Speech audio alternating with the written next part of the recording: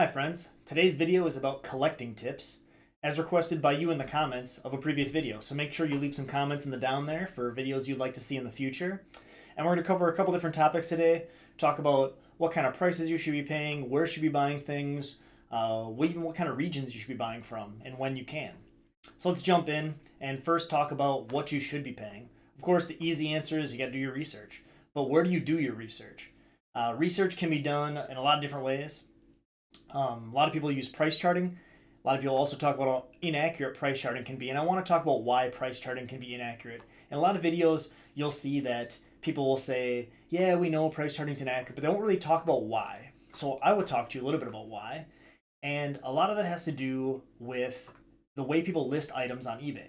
So a lot of price charting's data comes from eBay, and the reason that some of that is flawed is because of bad listings. So if the listing title is incorrect, or if it is listed incorrectly as complete in box, or some combination of there, it'll skew the prices. So as you can imagine, certain items might go for more money if they have additions to them. Maybe it's a cartridge plus a manual, but not the box. Or if it's a complete in box for a cartridge based thing, it might not have the inserts, but it just has the manual and the cartridge. So those prices can be wildly skewed by the contents there. Some of the other things that'll skew those will be different regions where people will list the wrong region of their game, or people try and list things as region free, especially for consoles that are region free, because they're not wrong that you can play that game on your console, but that the region that that was printed for is not your region. So you got to be careful as you're looking through price charting. Take it with a grain of salt, but it does give you a good gauge. A lot of people like to say just use eBay sold listings. So you can go into eBay, you can filter by sold items, and you can look at all the specifics of the most recent sales of that item to try and figure out what your item's worth. So that's really important. Also, with price charting, you got to look at the long term trends versus the short term trends. You may see items that have spikes. One of my favorite examples would be Mortal Kombat. Where Mortal Kombat Shaolin Monks on the PS2, the prices for that game and other Mortal Kombat games went up when there was a movie release. So people got in on the buzz of new Mortal Kombat games. I want some of that nostalgia. I'm going to go back, and prices went up because there was more demand. And then after a while, that demand came back down and settled in. Another good thing to look at would be the prices for all games on a console. So if you're buying N64 games, for example, you can look at the average price of all N64 games on price charting over time. Things like PlayStation 2 games are coming down right now, or at least the last time I looked. So those are things to look at that maybe hint at when's a good time to buy. So other things you can do once you've figured out how much you want to pay is, do I buy local or do I buy online? Of course, I always support buying local when I can, but you're limited supply when you're buying local. I'm fortunate enough that I have two game stores in my town. I used to have three, and then it's another 30 minutes north for a really good game store, and then there's an okay one about 20 minutes south of me. So I have a little bit of traveling I can do if I want to do some runs around town and find some games. But it's always good to support local.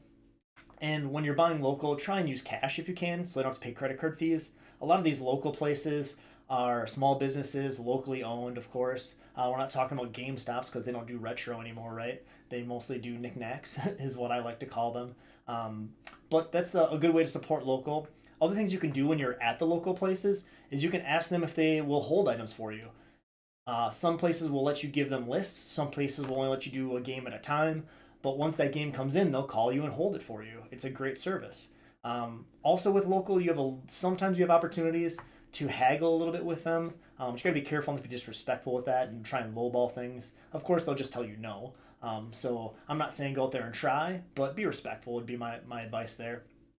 And then also, if you're buying cartridges, for example, you can try doing a swap of a back panel, for example. Let's say you have a Super Nintendo game and the front of the cartridge looks great and you care about the quality of that. You can ask them if they'd swap out the back for a better looking one. A lot of times they'll have lower value games that they're willing to just swap out pieces of the cartridge to make it whole. That's very possible as well. And that might happen with a game that comes in a case. So you have a PS3 game and you have one that has a manual and one that doesn't, but the one without the manual has a better case on it, a better insert, the outer piece. So maybe you want to swap those and work with your local friends, local stores that way. The best thing about doing local is you get to actually see and feel the item. So of course it's good to do it that way. But the biggest thing there is you have to be patient. So a lot of times, like I said, the demand is less because you're shopping local and they don't have everything in the world. When you go on eBay or other sites, everything is out there from people all around the country, even all around the world if you want to buy internationally. So you have a lot more options. Supply is higher, so you might have a better chance of finding something you're looking for. So speaking of that, jumping into eBay, one of the common misconceptions that I've seen people buy on eBay is they like to look at buy it now or they like to look at auctions. And really, what it comes down to is finding the right item at the right price. It's not about the auctions or items. I think the time to use auctions, in my opinion, is when it's items that have a lot of supply. So as you're buying those, there'll be a lot of buy it now listings. The auctions will never exceed and shouldn't exceed the buy it now prices. So if there is a game like Super Smash Bros. Ultimate, there's a lot of them on there every day on eBay. Don't do the buy it nows. Look at what they're going for, look at the auctions, set a price for yourself, and bid on those not to exceed a certain amount. And when you lose that item, move on to the next one because there's plenty of supply out there. People that are impatient are the ones that are driving up the prices on things because they're not as willing to wait for an item to come into their price range. Of course, that's to be a reasonable price range as well. Another thing to do on the buy it now items for the lesser known items, if you have an item that doesn't get a lot of listings, if there is a buy it now option, follow that item, hit the little heart icon, and you'll get exclusive offers from that seller. As a seller, you can see how many people, not the specific people, but how many people are liking that item or following that item, I should say. And from there, you can extend them offers to say, here's a 10% discount because I really want to get rid of it. Not a lot of people like to put buy it now offers on their items. So that's a way to find items and get exclusive offers from them. Sometimes what I'll do is I'll find 5 items that are all in the same price range and I'll like them all and wait a few days and see if any of them give me an offer. It's a good way to try and get a better price, a better deal that way. And again, you have to wait for good deals. It's tough to try and get things right away that you want, right? It's super easy to go on Amazon and just buy things brand new for whatever you want. When we're collecting older games, it's not always that easy to just find the thing right away, especially when you're going after those rare and sought after games. Patience is key again, even when you're online, and the supply potential is so much bigger. The other thing that you can do that's really hard to do and a little more taxing on your time and on your wallet is to look for bundles. So sometimes people don't want to wait. So selling on eBay is hard if you have a lot of items.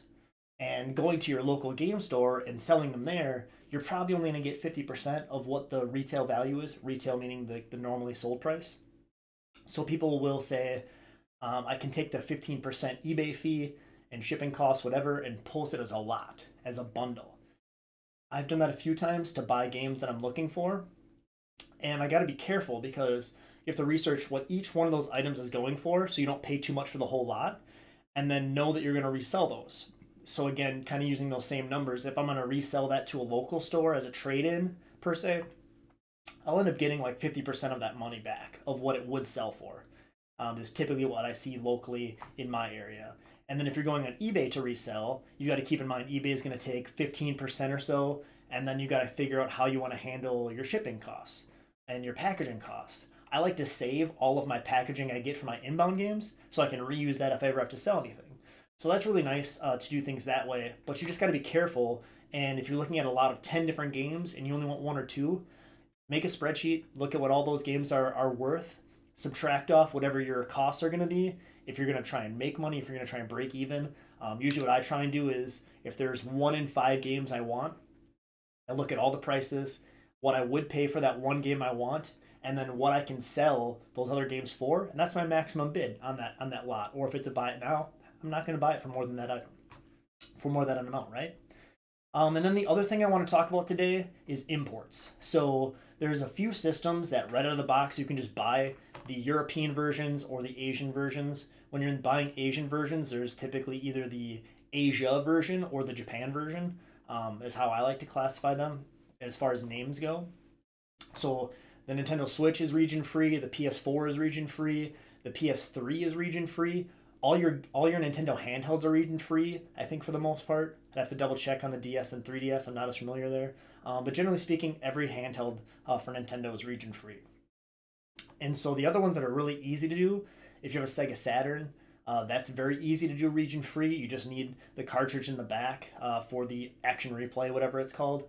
If you want to do region for the NES, there is a cartridge adapter from Hyperkin that's really easy to use. If you want to do the Super Nintendo, you can do three things. You can pull the tabs out. A lot of videos on how to do those. Only thing blocking you for the Super Nintendo is there's tabs in there that won't let the cartridge go in. The actual cartridge is the exact same size. And then you can also buy a different tray. So you take apart your Super Nintendo, you replace the tray that goes around the cartridge slot, and then your games just go in there. And I have seen, I don't think they make them anymore, but they do make adapters. So you put in one cartridge, and it's almost an extension. So you put in one cartridge, and then you slide your non-US version over the top of that. If you're looking at the N64, very similar to the Super Nintendo. It's not an actual cartridge size difference. It's not a software lock or a hardware lock or anything like that. It's just you can't physically put the cartridge in. Hyperkin sells an adapter for that as well, so you can have that. I think I've also seen on like Etsy, you can buy a new tray, very similar to what I said for the Super Nintendo. Take your N64 apart, put a different tray in that goes around the cartridge holder, and then you can put in your Japanese or other cartridges that way. So there's a lot of opportunities there. And then if you're looking at not so much the retro side of things, but on the current market, as I'll call it, for the Switch, there's a lot of games that are only digitally in North America that you can get in the European version or the Asian version or the Japanese version. You just got to make sure that it has English if it matters for that game. Some games you can just play and it doesn't matter, but some games it does matter, right? If you got a heavy story-driven game, especially things like JRPGs, you're going to make sure that there's English included. And because of all the different opportunities for languages around the world, English is very common to be included on some of those games that aren't even released physically in the US. So that's kind of my quick rambling of all of the different ways to collect, different tips, different ways to look up prices, where to buy, how to buy, as well as imports, important stuff for opportunities there. There's a lot of cool games that we just didn't get in the United States and North America that you can get internationally on the older stuff too that aren't necessarily digital. So if you made it this far in the video, leave a like, subscribe if you haven't already. As they always say, leave some comments in the down there, and let me know what you want to see for other videos. Appreciate y'all. Catch you on the next one.